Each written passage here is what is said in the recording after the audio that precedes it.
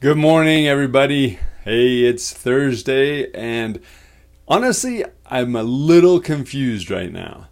I've been trying to work through my mind exactly what we're supposed to be talking about today, and nothing's clicked.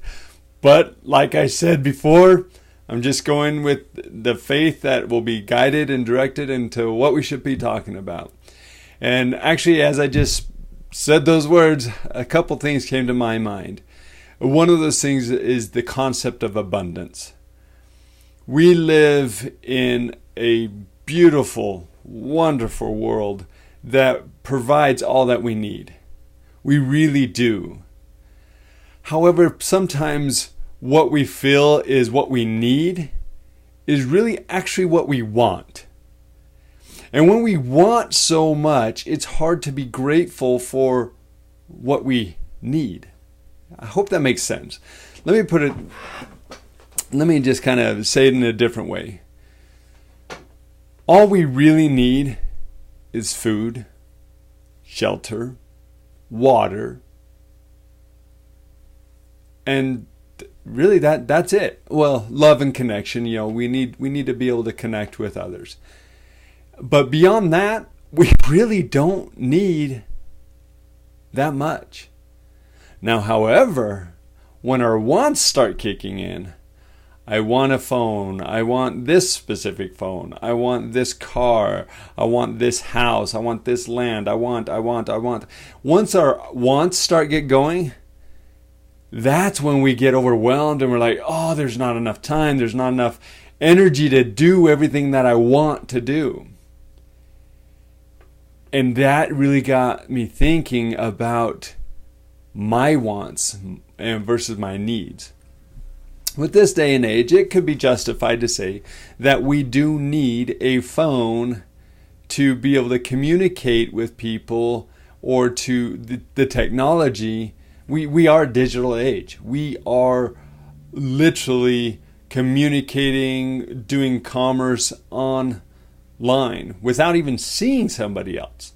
I had a client for a while over in, I can't remember where was that. Well, first he lived in Dubai, then he moved to India, and now he actually still is in India. But I actually met him one time, but it was after working with him for several months, maybe even a year, and it was all online. Everything was online. And that's the age we live in. So it could be argued that I need to use a computer, so I need a good computer. But do you need the best computer? Do you need the top of the line over across the board shelf? That's where we need to check ourselves and say, okay, what is it I truly need? And what is it I truly want? And I've gone through this exercise by utilizing like a piece of paper and just writing needs, wants. And then I write down, okay, this is what I need. But then I even break it into another column. So I'm going to draw this here. So if this was my piece of paper, I draw it in half. And I have my needs. And then I have my wants. But even this paper, this column, I break it into columns. So I write what I need and say, I need food. Then over here, I write why I need that food. Well, that's kind of a given. So you understand the point. But, I need a new computer. New computer. Why do you need that computer? And you write why you need it. And then you go over and do that same thing with your wants. You say, I want a new car. Why do I want that new car? Now, I am not saying at all that you can't have these things. I'm actually saying that we need to identify our needs and our wants, start being grateful for what we already have. And I'm sure we have a lot of things that we wanted and we have now, and we kind of take them for granted. I know I've been looking at a lot of things around the house. I'm like, oh, I remember how I wanted that so bad, and I spent the money for that gadget or gizmo, and yet it sits in a box most of the time. How many times do we do that in our life? How many times do we add that stress onto ourselves where it's just like, oh, I need this, I want this, I need this, I want this. And then we stress about getting that one thing. Then finally we reach out, we get that one thing, and then it's like gone. We got it. No big deal. And that's what I started recognizing in my own life is a lot of things that I was saying, oh, I want or I need this. When I really stepped back and started looking at it, I realized, no, I didn't need that. I did want it. But when it came down to it, I realized I might use that thing maybe a couple times a year. And I realized I need to step back and recognize that even though I want that, it's not a priority right now.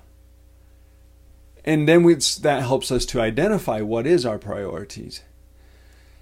Now, the next thing regarding this needs and those wants, when we write down the why, that kind of gives us a direction. It gives us a purpose of why we need that.